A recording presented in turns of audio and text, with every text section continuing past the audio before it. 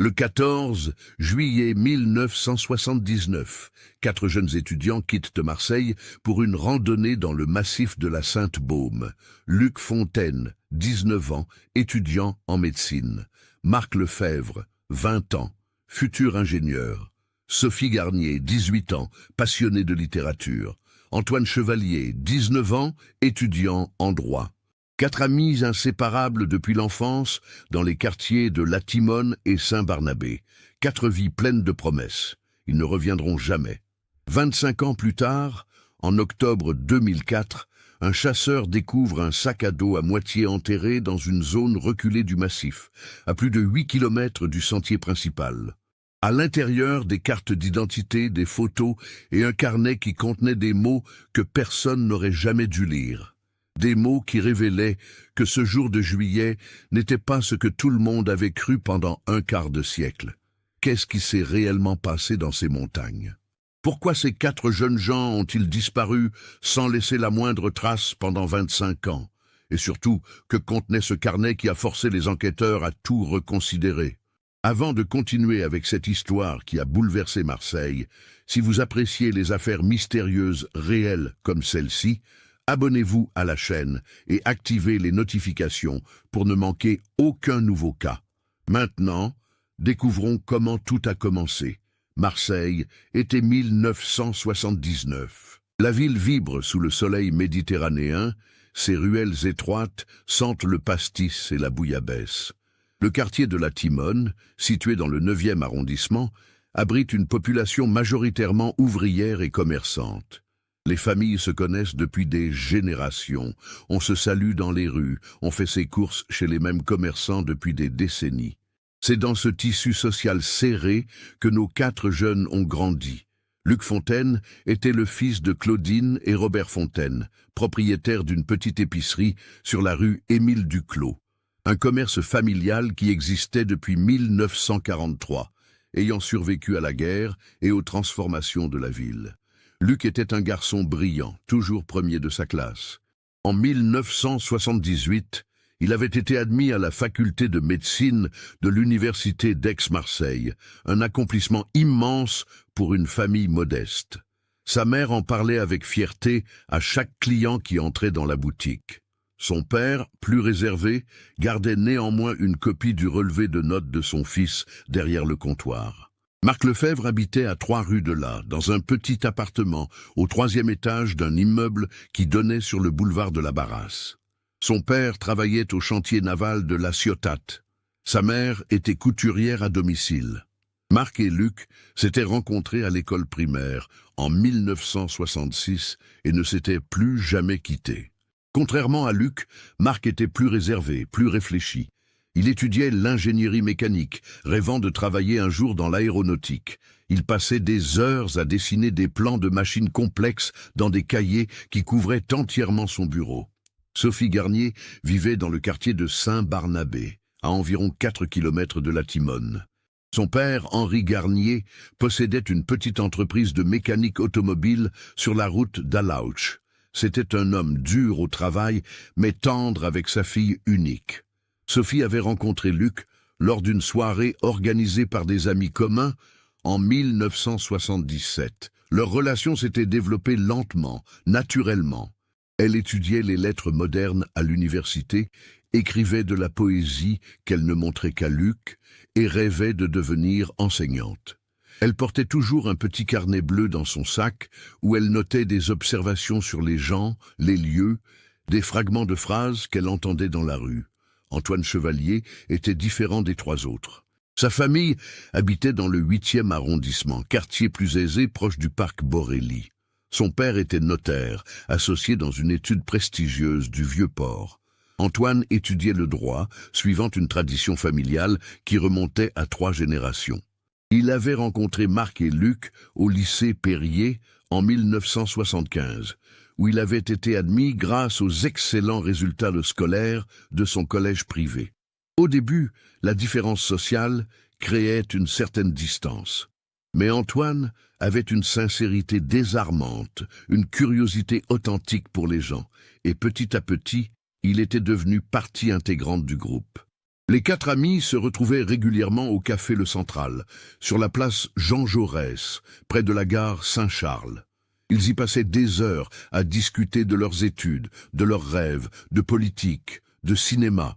La France de 1979 était encore marquée par les bouleversements sociaux des années précédentes. Les discussions étaient passionnées, parfois houleuses, mais toujours respectueuses. Marc penchait vers la gauche, influencé par son milieu ouvrier. Antoine, malgré son origine bourgeoise, questionnait les structures sociales avec une intensité qui surprenait son père. Luc restait pragmatique, focalisé sur ses études, convaincu qu'il pouvait changer les choses en devenant un bon médecin. Sophie observait, écoutait, notait dans son carnet bleu. L'été 1979 s'annonçait particulièrement chaud. Les météorologues prévoyaient des températures dépassant les 35 degrés dans tout le sud de la France. Les examens universitaires s'étaient terminés fin juin. Luc avait brillamment réussi sa première année de médecine. Marc avait validé son année d'ingénierie avec mention. Sophie avait obtenu d'excellentes notes en littérature comparée. Antoine, lui, avait eu plus de difficultés, devant repasser un examen de droit civil en septembre, ce qui le préoccupait beaucoup. Pour fêter la fin de l'année universitaire et profiter de l'été avant la rentrée, les quatre amis avaient décidé d'organiser une randonnée dans le massif de la Sainte-Baume.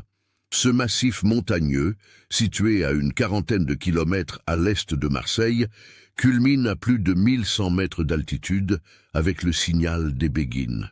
C'est un lieu chargé d'histoire, abritant notamment la grotte de Sainte-Marie-Madeleine, lieu de pèlerinage depuis le Moyen-Âge. Les forêts de hêtres et de chênes offrent une fraîcheur bienvenue pendant les étés torrides du sud. Les sentiers y sont nombreux, certains bien balisés, d'autres plus sauvages. Luc connaissait bien la région. Son oncle maternel possédait une petite maison à Plan-d'Aube-Sainte-Baume, un village niché au pied du massif. Enfant, Luc y passait une partie de ses vacances d'été.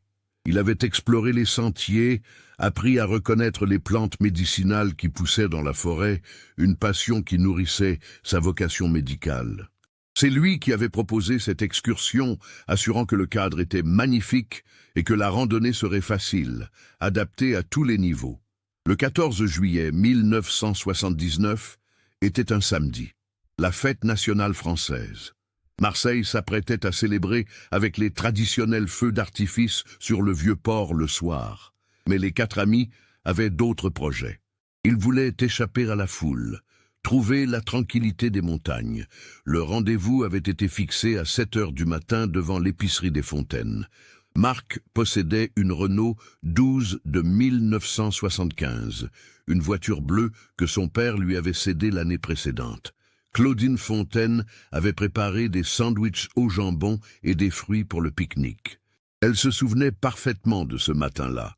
Elle avait embrassé son fils sur le front, lui rappelant de faire attention, de ne pas prendre de risques inutiles. Luc avait ri, l'assurant qu'il serait de retour avant la tombée de la nuit. Ils étaient partis à 7h20 précisément. Madame Torres, la voisine d'en face, les avait vus monter dans la voiture. Elle arrosait ses plantes sur son balcon.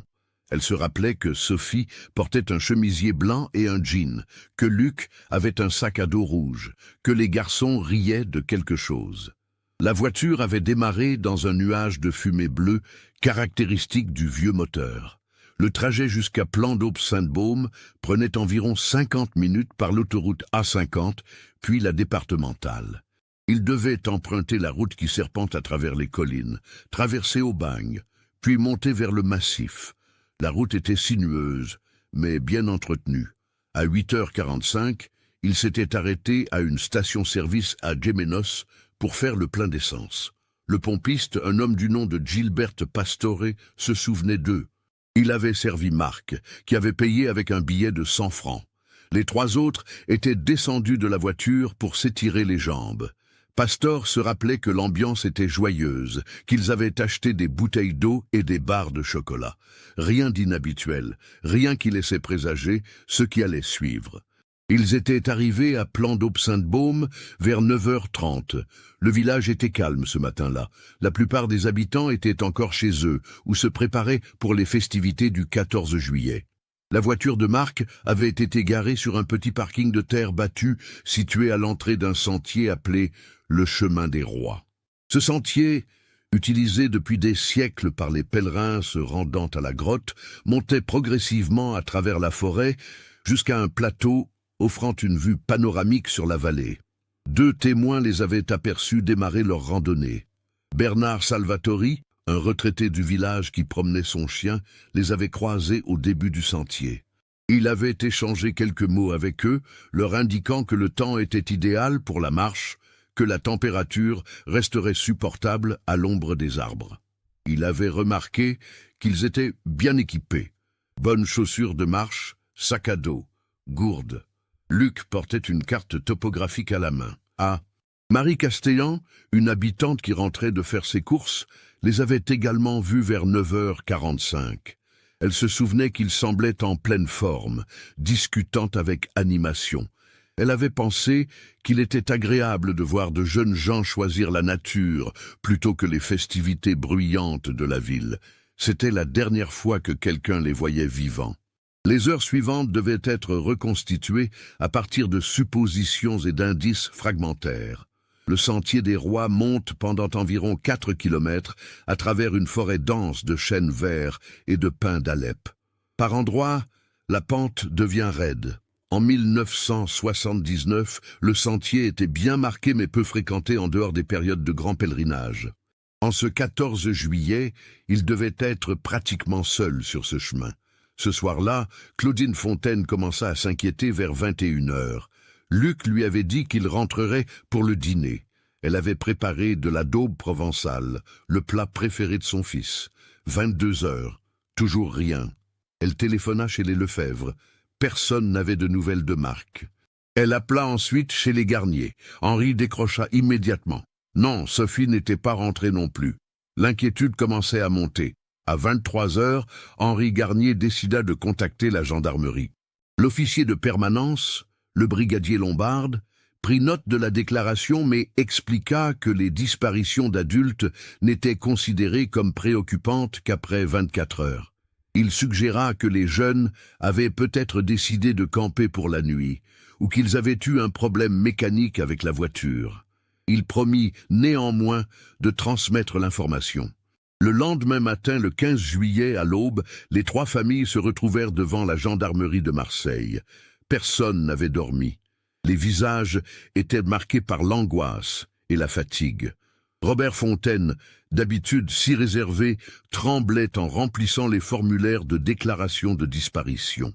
La mère de Marc, Jeannette Lefebvre, pleurait silencieusement, serrant un mouchoir entre ses mains. Henri Garnier, le visage fermé, exigeait qu'on envoie immédiatement des équipes de recherche. L'inspecteur Jean Moretti fut assigné au cas. C'était un homme de 45 ans, 20 années d'expérience dans la police judiciaire de Marseille. Il avait vu beaucoup de disparitions dans sa carrière. La plupart se résolvaient dans les 48 heures, fugues adolescentes, disputes familiales, accidents bénins, mais quelque chose dans cette affaire le préoccupait. 4 jeunes gens, étudiants brillants, issus de familles stables, disparaissant ensemble lors d'une simple randonnée. Ce n'était pas le profil habituel. À 9h du matin, une équipe de gendarmes se rendit à Plan d'Aube-Sainte-Baume. Ils trouvèrent la Renault 12 exactement où Marc l'avait garée, sur le parking du Chemin des Rois. Les portières étaient verrouillées. À l'intérieur, rien d'anormal. Les clés n'étaient pas sur le contact. Moretti fit ouvrir le véhicule. Sur le siège arrière, un pullover appartenant à Sophie. Dans la boîte à gants, la carte grise du véhicule, quelques papiers de bonbons, un plan routier de la région. Le réservoir contenait encore la moitié du plein d'essence fait la veille à Gémenos. Les recherches commencèrent immédiatement sur le Chemin des Rois. Une vingtaine de gendarmes, accompagnés de volontaires du village, entreprirent de parcourir le sentier et ses environs. La forêt était dense, la chaleur écrasante malgré l'ombre des arbres. Ils progressaient lentement, inspectant chaque zone, appelant les noms des 4 disparus. Le silence de la montagne leur répondait. À 2 kilomètres du départ du sentier, près d'un petit ruisseau asséché par la chaleur de l'été, un gendarme trouva quelque chose.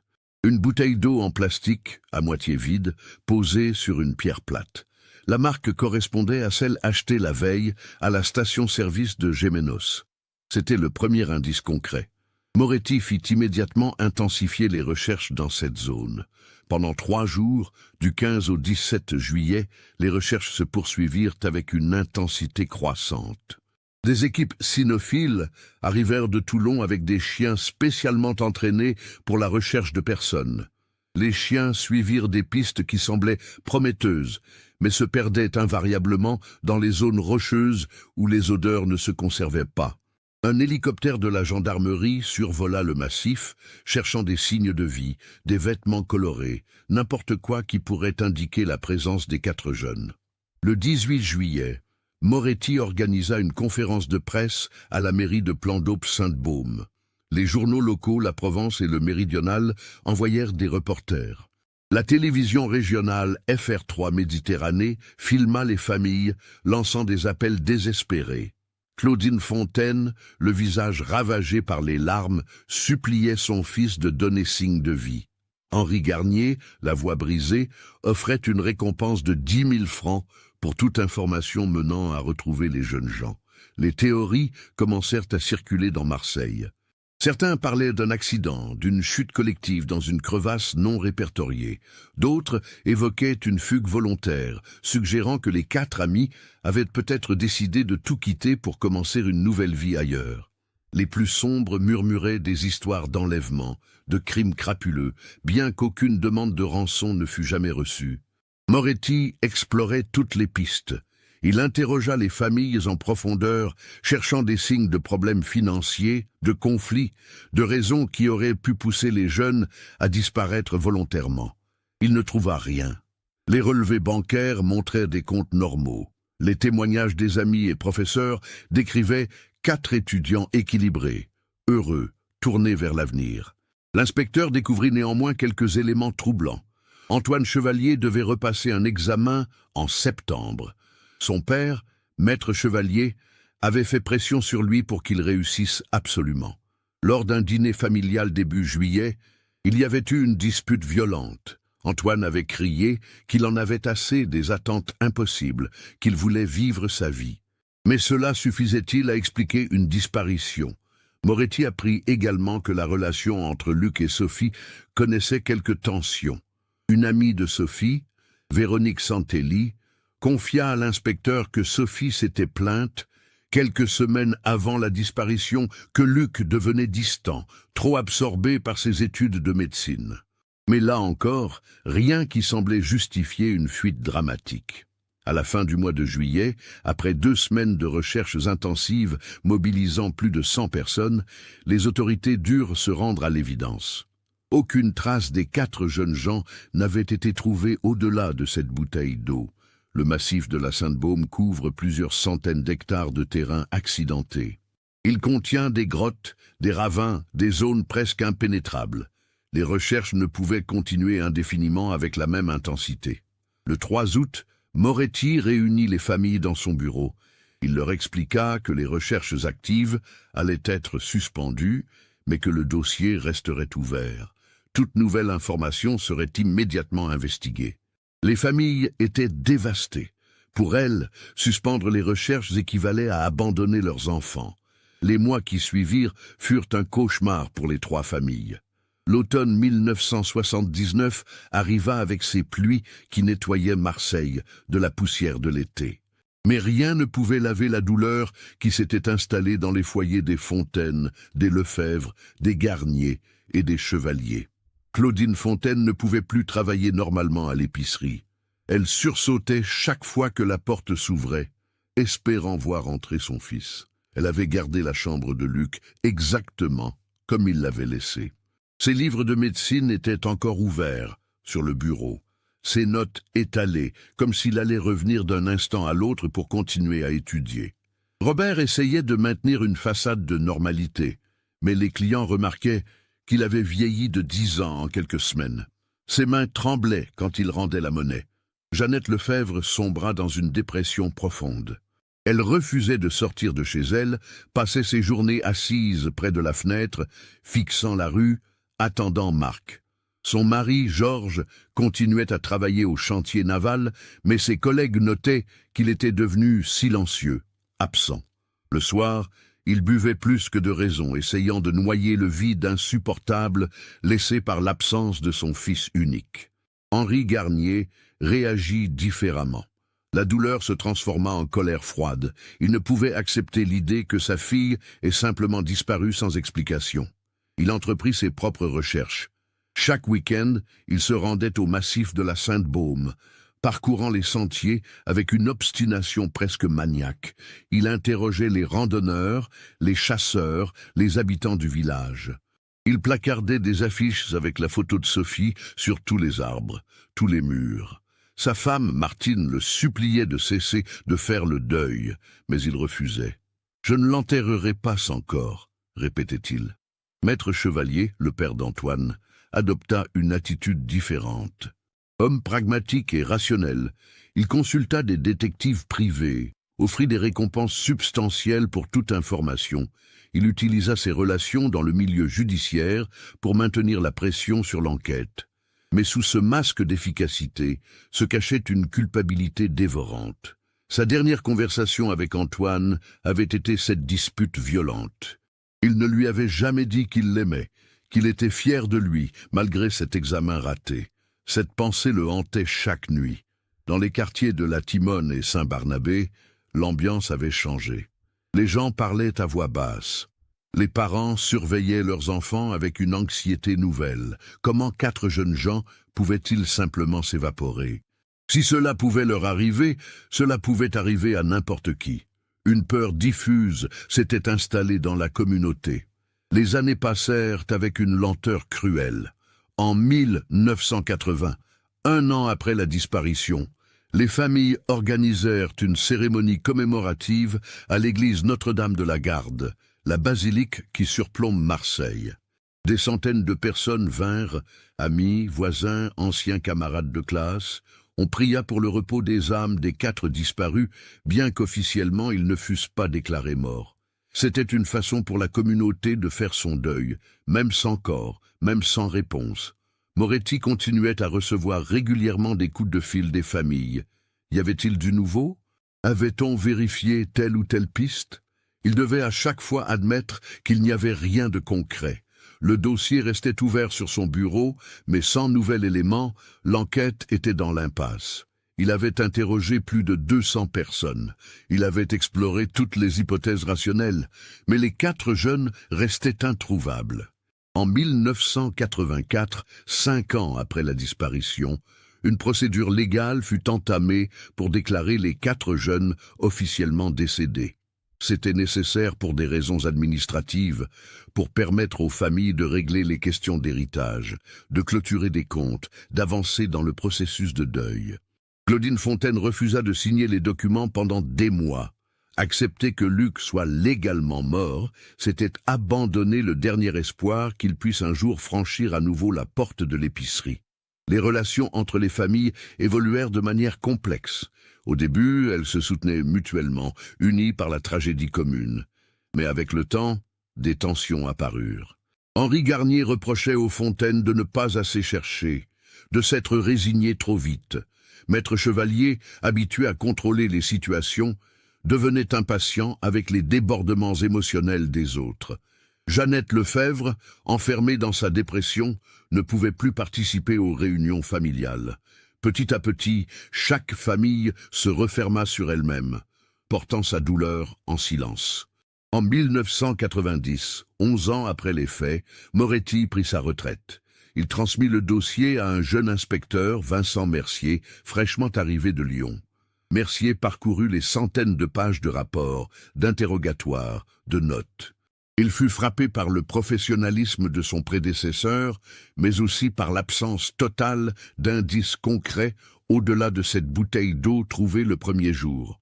Comment 4 personnes pouvaient-elles disparaître aussi complètement? Mercier décida de reprendre certains éléments de base. Il retourna au massif de la Sainte-Baume, parcourut le chemin des Rois, interrogea à nouveau les quelques témoins encore vivants et disponibles. Bernard Salvatori, le retraité qui les avait vus le matin de leur départ, était maintenant un vieil homme de 75 ans. Sa mémoire était moins précise, mais il maintenait qu'ils semblaient parfaitement normaux, heureux même. Marie Castellan, l'autre témoin, était décédée en 1986. Les années 90 passèrent. Marseille changeait. De nouveaux immeubles remplaçaient les vieux quartiers. Les enfants qui jouaient dans les rues en 1979 étaient maintenant des adultes avec leur propre famille. Mais dans certaines maisons, le temps s'était arrêté en juillet 1979. Claudine Fontaine était devenue une vieille femme fragile. Robert était mort d'un infarctus en 1996, usé par le chagrin. L'épicerie avait été vendue. Claudine vivait maintenant seule dans un petit appartement, entourée de photos de Luc à tous les âges. Elle ne sortait presque plus, passait ses journées à regarder par la fenêtre, comme si, après toutes ces années, elle attendait encore que son fils rentre. Georges Lefebvre avait lui aussi décédé en 1988 d'une cirrhose. L'alcool avait fini par avoir raison de lui. Jeannette vivait chez sa sœur, dans un état de semi-conscience, sous médicaments, incapable de fonctionner normalement. Elle ne parlait plus de Marc, comme si son esprit avait effacé cette partie trop douloureuse de sa mémoire. Henri Garnier, maintenant dans la soixantaine, continuait ses recherches. Moins fréquemment, mais il ne s'était jamais vraiment arrêté. Chaque nouvelle technologie, chaque nouveau développement dans les techniques de recherche lui donnait un espoir renouvelé.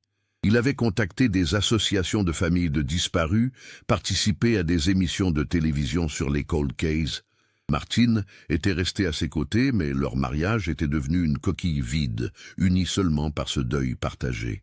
Maître Chevalier avait continué sa carrière de notaire, mais quelque chose en lui s'était brisé. Il avait développé une réputation d'homme dur, intransigeant, peut-être pour cacher la vulnérabilité qu'il ressentait depuis la disparition d'Antoine. Il avait créé une fondation pour aider les familles de personnes disparues, y investissant beaucoup d'argent et d'énergie. C'était sa façon de donner un sens à la perte de son fils. Octobre 2004, 25 ans, 3 mois et 12 jours après la disparition. Pascal Arnaud avait 52 ans. Il était chasseur depuis sa jeunesse, connaissant le massif de la Sainte-Baume comme sa poche. Il chassait le sanglier, respectant scrupuleusement les saisons et les réglementations. Ce dimanche matin du 10 octobre, il s'était enfoncé dans une zone du massif qu'il connaissait moins, cherchant de nouveaux territoires de chasse pour la saison à venir. Il était environ 10 heures du matin. Le soleil d'automne filtrait à travers les arbres dont les feuilles commençaient à jaunir. Pascal progressait lentement, son fusil en bandoulière, observant les traces d'animaux sur le sol. Il se trouvait à environ 8 kilomètres, à vol d'oiseau du chemin des Rois, dans une zone dense, rarement visitée. Le terrain était accidenté, parsemé de rochers couverts de mousse et de lichen. C'est son chien, un épagnol breton nommé Oscar, qui remarqua quelque chose en premier. Le chien commença à gratter frénétiquement au pied d'un gros rocher, gémissant d'excitation. Pascal s'approcha, intrigué. Oscar avait un excellent flair, mais d'habitude, il réagissait ainsi pour du gibier. Là, il semblait avoir trouvé autre chose. Pascal écarta des branches mortes et des feuilles accumulées. C'est alors qu'il vit un bout de tissu décoloré dépassant de la terre. Il gratta doucement avec ses mains, dégageant progressivement l'objet. C'était un sac à dos. Un vieux sac à dos de randonnée, rouge délavé, à moitié enterré, recouvert de terre et de végétation. Les sangles étaient pourries par l'humidité et les années. Le tissu se désintégrait par endroits. Pascal sentit son cœur s'accélérer. En tant que chasseur expérimenté, il savait qu'il ne devait pas toucher davantage à cet objet. Cela pouvait être une pièce à conviction. Il sortit son téléphone portable et composa le numéro de la gendarmerie de Plan d'Aube Sainte-Baume. 2 heures plus tard, le capitaine Vincent Mercier, maintenant âgé de 44 ans et chef de la brigade criminelle de Marseille, arrivait sur les lieux avec une équipe technique. Pascal Arnaud les attendait, ayant balisé la zone avec du ruban orange qu'il utilisait habituellement pour marquer ses territoires de chasse. Mercier s'accroupit près du sac. Même avant de l'ouvrir, il avait un pressentiment. Un sac à dos rouge de randonnée, enterré dans le massif de la Sainte-Baume. Il se souvenait du dossier qu'il avait hérité de Moretti 14 ans plus tôt. Un des détails mentionnés était que Luc Fontaine portait un sac à dos rouge le jour de la disparition. Avec des gants de latex, Mercier dégagea soigneusement le sac de son emplacement. Il était étonnamment lourd. L'humidité du sol l'avait préservé partiellement, créant une sorte de coque protectrice autour du contenu. Le capitaine ouvrit lentement la fermeture éclair principale, qui résista avant de céder avec un bruit sec. À l'intérieur, plusieurs objets, des vêtements décomposés, méconnaissables, un appareil photo argentique dans son étui en cuir, miraculeusement intact, des papiers plastifiés, et un petit carnet bleu avec une couverture rigide, protégé dans un sac en plastique transparent qui avait empêché l'eau de le détruire complètement. Mercier sortit d'abord les papiers plastifiés. C'étaient des cartes d'identité. 4 cartes d'identité françaises. Il les examina une par une, son visage devenant de plus en plus grave. Luc Fontaine, Marc Lefebvre, Sophie Garnier, Antoine Chevalier. Les photos jaunies montraient 4 jeunes visages souriants. Les dates de naissance confirmaient leurs âges. Les cartes avaient été émises en 1978. Mercier sentit un frisson le parcourir. Après 25 ans, voilà enfin une trace concrète. Mais cette découverte soulevait plus de questions qu'elle n'apportait de réponses. Pourquoi ce sac était-il à 8 kilomètres du sentier où ils avaient été vus pour la dernière fois? Pourquoi était-il à moitié enterré? Et surtout, où étaient les corps? Il examina ensuite l'appareil photo. C'était un Kodak Instamatic, modèle populaire dans les années 70. La pellicule était toujours à l'intérieur. Mercier savait que même après 25 ans, il existait des techniques pour développer d'anciennes pellicules. Ces photos pourraient révéler les derniers moments des 4 jeunes gens. Mais c'était le carnet bleu qui intriguait le plus Mercier. Il le sortit délicatement de son sac plastique protecteur. La couverture portait l'inscription « Sophie » écrite à l'encre argentée, presque effacée. C'était le carnet de Sophie Garnier, celui dans lequel elle notait ses pensées, ses observations. Le carnet que personne n'avait jamais lu, même pas Luc. Mercier l'ouvrit avec précaution. Les pages étaient légèrement gondolées par l'humidité, mais lisibles. L'écriture fine et régulière de Sophie couvrait les pages. Il parcourut rapidement les premières entrées. Des réflexions sur ses cours, des poèmes, des descriptions de gens qu'elle observait dans la rue. Puis il arriva aux dernières pages, celles écrites juste avant la disparition. Ce qu'il lut le laissa sans voix. Le lendemain, le 11 octobre 2004, Mercier convoqua une réunion d'urgence avec son équipe. Il avait passé la nuit à lire et relire le carnet de Sophie. Certaines entrées devaient être analysées avec le plus grand soin. Elles révélaient une dynamique de groupe bien différente de celle que les familles et les amis avaient décrite 25 ans auparavant. La première entrée troublante datait du 10 juin 1979, un mois avant la disparition. Sophie écrivait « Luc est de plus en plus distant. Je sens qu'il me cache quelque chose. Quand je lui pose des questions, il change de sujet. Antoine m'a regardé étrangement aujourd'hui au café.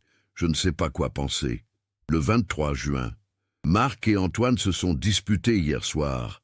Luc a dû les séparer. C'était à propos d'argent, je crois. Marc disait qu'Antoine ne comprenait rien aux vrais problèmes des gens. Antoine a répondu que Marc était jaloux. Je n'avais jamais vu autant de tension entre eux. Le 30 juin. Luc m'a demandé si je lui faisais confiance. Quelle question étrange. Évidemment que je lui fais confiance. Mais pourquoi me demander ça maintenant? Il a dit que parfois, il faut faire des choses difficiles pour protéger les gens qu'on aime. Je ne comprends pas ce qu'il veut dire. Le 8 juillet, 6 jours avant la disparition, Antoine a reçu une lettre de son père. Il était furieux en la lisant. Il l'a déchirée en 1000 morceaux. Il a dit qu'il en avait assez d'être traité comme une déception. Marc a essayé de le calmer, mais Antoine a dit quelque chose de bizarre. Peut-être qu'il faudrait que je disparaisse pour qu'il comprenne. Luc est devenu très sérieux et a dit « Ne plaisante pas avec ça ». Le 12 juillet, 2 jours avant, nous partons après-demain pour la randonnée. J'ai hâte de m'éloigner de la ville. Ces dernières semaines ont été étranges. Luc semble préoccupé par quelque chose qu'il ne veut pas partager. Marc est nerveux. Antoine oscille entre colère et mélancolie. J'espère que cette sortie nous fera du bien à tous. J'ai l'impression que nous avons tous besoin de parler, vraiment parler, loin de tout. Et puis, l'entrée finale, datée du 13 juillet, la veille de la disparition. L'écriture était moins soignée, comme si Sophie avait écrit rapidement avec émotion. Luc vient de me dire quelque chose d'incroyable. Je ne sais pas si je dois le croire. Il dit que c'est la seule solution. Marc et Antoine sont d'accord. Ils m'ont demandé si j'étais avec eux. J'ai peur, mais je les aime. Demain, tout va changer. J'espère que nous faisons le bon choix. Si quelqu'un lit un jour ces lignes, le reste de la page était vierge. Mercier convoqua immédiatement les familles. La rencontre eut lieu dans une salle de la préfecture de Marseille. Claudine Fontaine, maintenant âgée de 76 ans, arriva soutenue par une voisine. Elle tremblait de tout son corps. Jeannette Lefebvre, dans son état mental fragile, fut accompagnée par sa sœur. Henri Garnier, 68 ans, les cheveux complètement blancs, entra avec sa femme, Martine. Maître Chevalier, maintenant un homme de 72 ans, se présenta seul, son visage austère, ne trahissant aucune émotion. Mercier leur expliqua la découverte. Il montra les cartes d'identité, l'appareil photo.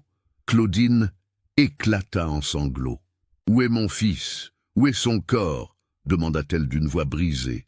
Henri Garnier, les mâchoires serrées, voulait savoir pourquoi le sac était si loin du sentier principal. Ont-ils été enlevés?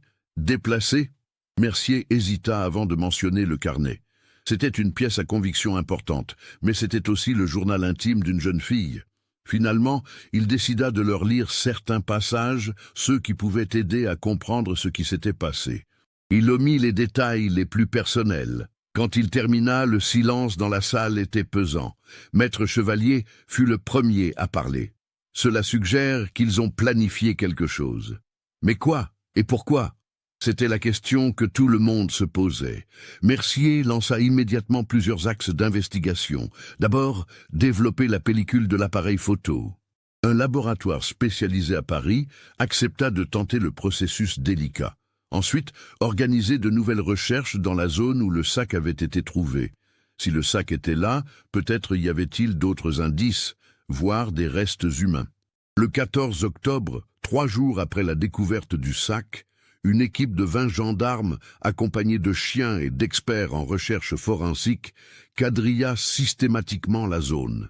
Ils utilisèrent des détecteurs de métaux, des sondes pour vérifier le sol, des caméras thermiques. La technologie avait considérablement évolué depuis 1979.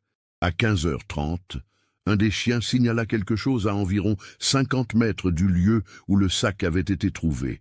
Les experts commencèrent à creuser avec précaution. À 30 centimètres de profondeur, ils trouvèrent des vêtements décomposés, des semelles de chaussures de randonnée. Mais pas d'ossements, pas de corps. Mercier était perplexe. Ces vêtements semblaient avoir été enterrés délibérément, comme le sac. Mais où étaient les personnes qui les portaient? L'analyse des vêtements révéla qu'ils appartenaient bien aux 4 disparus. Des étiquettes encore lisibles, des objets dans les poches, un briquet appartenant à Marc, une montre arrêtée à 16h45 appartenant à Antoine, un bracelet que la mère de Sophie reconnut immédiatement. Le 18 octobre, les résultats du laboratoire parisien arrivèrent. Sur les 24 poses de la pellicule, 18 avaient pu être développées. Les premières photos montraient des scènes banales de la randonnée. Les 4 amis souriant au départ du sentier, des paysages de la forêt, un pique-nique sur des rochers, Sophie riant, Luc l'embrassant sur la joue, Marc faisant le clown, Antoine levant les yeux au ciel avec un sourire. Mais les dernières photos étaient différentes. Elles avaient été prises dans ce qui semblait être une petite clairière, entourée d'arbres denses. On voyait les 4 jeunes assis en cercle, leurs visages graves. Une photo montrait Luc tenant quelque chose qui ressemblait à une carte. Une autre montrait Antoine, les mains sur le visage, comme s'il pleurait. La dernière photo développable était troublante. On y voyait le sac à dos rouge posé sur le sol, ouvert, avec les cartes d'identité étalées à côté. Mercier fit agrandir et analyser chaque détail de ces photos. Les experts en botanique examinèrent la végétation visible pour essayer de localiser précisément la clairière. Les géologues étudièrent les rochers à l'arrière-plan. Après plusieurs jours d'analyse, ils estimèrent que la clairière se trouvait dans un rayon de 2 kilomètres autour du lieu où le sac avait été découvert. Une nouvelle battue fut organisée. Cette fois, ils cherchaient spécifiquement cette clairière. Le 23 octobre, après 2 jours de recherche, ils la trouvèrent. C'était un endroit isolé, accessible seulement en quittant tous les sentiers balisés et en progressant à travers une végétation dense. Un endroit que personne n'aurait eu de raison de visiter en 25 ans. Dans la clairière, ils trouvèrent les restes d'un feu de camp ancien, complètement recouvert par la végétation. Et sous un amas de pierres plates, soigneusement disposées, ils découvrirent une boîte métallique. À l'intérieur, protégée par le métal, d'autres documents, des lettres, 4 lettres, une de chaque jeune, adressées à leur famille. Mercier lut les lettres dans son bureau, tard dans la soirée. Chacune était datée du 14 juillet 1979. Chacune expliquait une partie de la vérité que personne n'avait imaginée pendant 25 ans. La lettre de Luc commençait ainsi. « Cher papa et maman, si vous lisez ces mots, c'est que notre plan a réussi au-delà de ce que nous espérions, ou qu'il a échoué tragiquement. Dans les 2 cas, vous méritez de connaître la vérité. » Luc expliquait qu'au printemps 1979, Antoine avait appris quelque chose de terrible.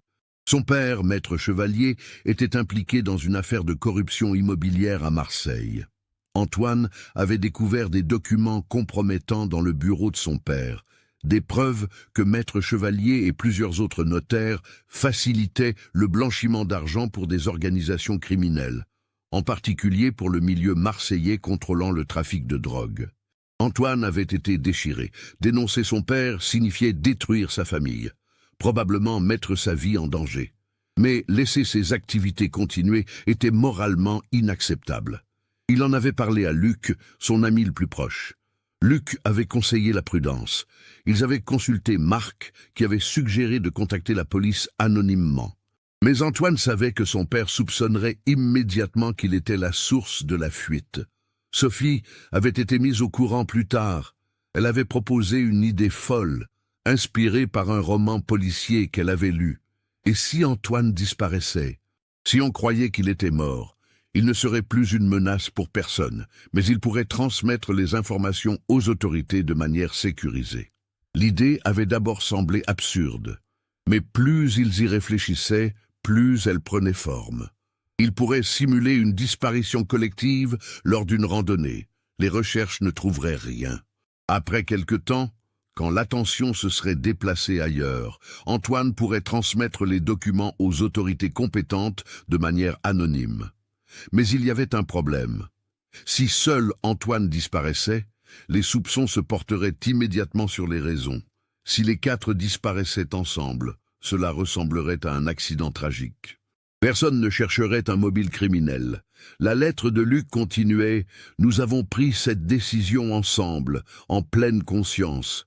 Nous savions que nous ferions souffrir nos familles. Cette pensée nous déchirait, mais nous pensions que c'était temporaire. Nous comptions disparaître pendant quelques mois, le temps que les documents atteignent les bonnes personnes et que l'enquête sur la corruption soit lancée. Ensuite, nous réapparaîtrions avec une histoire plausible. Peut-être que nous avions eu peur, que nous nous étions cachés. La lettre de Marc apportait des détails pratiques. Ils avaient planifié soigneusement. Ils avaient économisé de l'argent pendant des mois. Marc avait un cousin éloigné qui vivait en Belgique et qui avait accepté de les aider sans poser de questions. Le plan était de quitter la France, de se faire oublier pendant 6 mois, puis de rentrer progressivement. Le 14 juillet, ils étaient partis en randonnée comme prévu. Ils avaient marché jusqu'à cette clairière isolée. Là, ils avaient enterré leur carte d'identité, une partie de leurs vêtements, tout ce qui pouvait les identifier. Ils avaient pris des photos pour documenter le moment. Ils avaient écrit ces lettres d'explication au cas où les choses tourneraient mal. La lettre de Sophie était la plus émotionnelle. « Chère maman, cher papa, je sais que ce que nous faisons va vous briser le cœur. Je sais que vous allez me chercher, pleurer pour moi, peut-être me croire morte. Cette pensée me tue. Mais nous faisons quelque chose d'important. Nous nous opposons à l'injustice. Et je ne pouvais pas laisser Luc faire cela seul. Je l'aime trop. » La lettre d'Antoine était la plus courte mais la plus poignante. « Père, j'espère qu'un jour vous comprendrez. J'espère que vous saurez que je ne voulais pas vous détruire. Je voulais juste que vous arrêtiez. Les documents sont en route vers la brigade financière. Quand ils arriveront, tout s'écroulera. Je suis désolé, mais je ne pouvais pas être complice de vos crimes par mon silence. » Mercier posa les lettres, les mains tremblantes. Tout prenait un sens terrible. Ces 4 jeunes, avec leur idéalisme et leur naïveté, avaient cru pouvoir simuler une disparition, combattre la corruption, puis revenir tranquillement reprendre leur vie. Mais quelque chose avait mal tourné. Ils n'étaient jamais revenus. Le capitaine ouvrit les archives de la brigade financière de Marseille. Il chercha toute enquête pour corruption impliquant des notaires entre 1979 et 1980. Il trouva quelque chose. En novembre 1979, 4 mois après la disparition, une enquête avait été ouverte suite à une dénonciation anonyme. Des documents compromettants avaient été envoyés par la poste, sans indication d'expéditeur. L'enquête avait duré 2 ans. Elle avait abouti à l'arrestation de plusieurs personnes en 1981, dont 3 notaires marseillais. Mais Maître Chevalier n'avait jamais été inquiété. Les documents le concernant avaient mystérieusement disparu du dossier. Mercier compris. Chevalier avait utilisé ses relations, son influence, pour s'extraire de l'affaire. Les autres avaient payé, mais lui était resté libre. Mercier fit des recherches supplémentaires. Il découvrit qu'en septembre 1979, 2 mois après la disparition des jeunes, il y avait eu un fait divers étrange en Belgique. 4 corps non identifiés avaient été retrouvés dans un entrepôt abandonné près de Charleroi. Ils avaient été tués par balle. Les victimes semblaient être de jeunes adultes, entre 18 et 25 ans. Aucune identification n'avait pu être établie. L'affaire n'avait jamais été résolue. Mercier demanda l'exhumation de ces corps. Les analyses ADN, impossibles en 1979 mais routines en 2004, furent effectuées. Les résultats arrivèrent 3 semaines plus tard, en novembre 2004. Match positif. Les 4 corps correspondaient à Luc Fontaine, Marc Lefebvre, Sophie Garnier et Antoine Chevalier. La reconstitution finale prit plusieurs semaines. Mercier, aidé par des collègues belges, put établir ce qui s'était probablement passé. Les 4 jeunes avaient réussi la première partie de leur plan.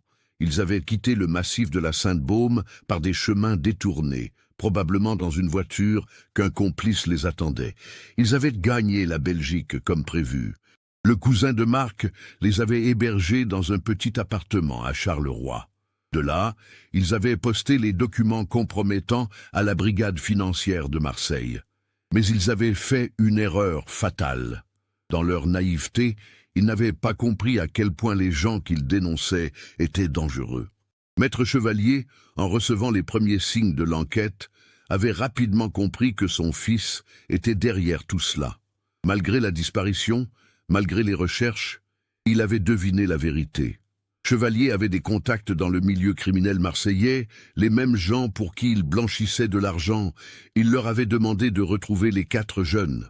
Les hommes de main avaient été efficaces. En quelques semaines, ils avaient localisé l'appartement à Charleroi. Le reste était tristement prévisible. Les 4 jeunes avaient été exécutés. Leurs corps avaient été laissés dans un entrepôt abandonné, sans papier, sans rien qui permette de les identifier. Les tueurs avaient pensé que sans identification, on ne ferait jamais le lien avec la disparition en France. Et pendant 25 ans, ce fut le cas. Mercier confronta Maître Chevalier en décembre 2004. L'homme avait maintenant 72 ans. Quand Mercier lui présenta les preuves, les lettres, les résultats ADN, Chevalier resta silencieux pendant un long moment. Puis il demanda un avocat. Le procès eut lieu en 2006. Maître Chevalier fut accusé de complicité de meurtre, de corruption, de blanchiment d'argent. Les preuves étaient accablantes. Les lettres trouvées dans la boîte métallique, les documents d'origine qui avaient déclenché toute l'affaire, conservés dans les archives de la brigade financière, les témoignages d'anciens associés qui, 25 ans plus tard, acceptèrent de parler. Pendant le procès, quelque chose d'extraordinaire se produisit. Chevalier s'effondra à la barre. Pour la première fois en un quart de siècle, il laissa tomber son masque d'homme froid et contrôlé. Il pleura. Il admit tout. Non seulement ses crimes financiers, mais aussi le fait d'avoir ordonné la localisation de son fils, sachant très bien ce qui se passerait ensuite. « Je voulais le protéger, » dit-il d'une voix brisée. « Je voulais l'empêcher de parler, pas le tuer. Mais j'ai contacté les mauvaises personnes. Quand j'ai appris ce qui s'était passé en Belgique, j'ai compris. Mais il était trop tard. Pendant 25 ans, j'ai vécu avec cette vérité. Pendant 25 ans, j'ai fait semblant de chercher mon fils. Alors que je savais qu'il était mort par ma faute. Il fut condamné à 20 ans de prison. Il mourut 2 ans plus tard, en 2008, d'un cancer. Avant de mourir, il écrivit des lettres aux 3 autres familles, des lettres dans lesquelles il leur demandait pardon pour avoir causé la mort de leurs enfants. Les corps furent rapatriés de Belgique en France en janvier 2005. Claudine Fontaine put enfin enterrer son fils. Elle mourut 3 mois plus tard, paisiblement dans son sommeil, comme si elle avait attendu ce moment pour pouvoir partir. Jeannette Lefebvre assista aux funérailles de Marc dans un état de semi-conscience, ne semblant pas vraiment comprendre ce qui se passait. Elle décéda l'année suivante. Henri et Martine Garnier purent enfin faire leur deuil. L'enterrement de Sophie fut une cérémonie émouvante, à laquelle assistèrent des centaines de personnes. Henri prit la parole, remerciant tous ceux qui n'avaient jamais cessé de chercher, de croire. Il dit que malgré la douleur, il était soulagé de connaître enfin la vérité, de savoir que sa fille n'avait pas souffert seule et abandonnée, mais qu'elle était morte en défendant ses convictions. Le carnet bleu de Sophie fut publié en 2007, avec l'accord des familles. Les bénéfices furent reversés à la fondation créée par Maître Chevalier pour les familles de disparus, fondation qui continua d'exister, gérée maintenant par d'autres personnes, accomplissant un bien réel, malgré les circonstances tragiques de sa création. L'histoire des 4 amis de Marseille devint un symbole du courage de jeunes gens, prêts à tout sacrifier pour leurs principes, mais aussi un avertissement sur les dangers de l'idéalisme sans expérience, sur la sous-estimation de la violence dont sont capables certaines personnes. Aujourd'hui, une plaque commémorative se trouve dans le massif de la Sainte-Baume, près de la Clairière, où ils avaient enterré leurs identités. Elle porte leur nom et une citation du carnet de Sophie. Parfois, il faut avoir le courage de faire ce qui est juste, même quand le prix est terrible. Cette histoire nous montre comment l'idéalisme de la jeunesse, aussi noble soit-il, peut se heurter brutalement à la réalité de la corruption et de la violence. 4 jeunes gens ont cru pouvoir combattre l'injustice et s'en sortir indemnes.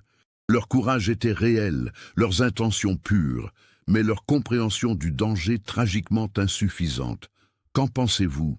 Auriez-vous agi différemment à leur place? Avez-vous remarqué les indices dans le carnet de Sophie qui montraient qu'il planifiait quelque chose? Partagez vos réflexions dans les commentaires. Si cette histoire vous a touché, n'oubliez pas de vous abonner à la chaîne et d'activer les notifications pour ne manquer aucun autre cas comme celui-ci. Laissez un like si ce récit vous a marqué et partagez-le avec quelqu'un qui s'intéresse aux affaires criminelles réelles et complexes.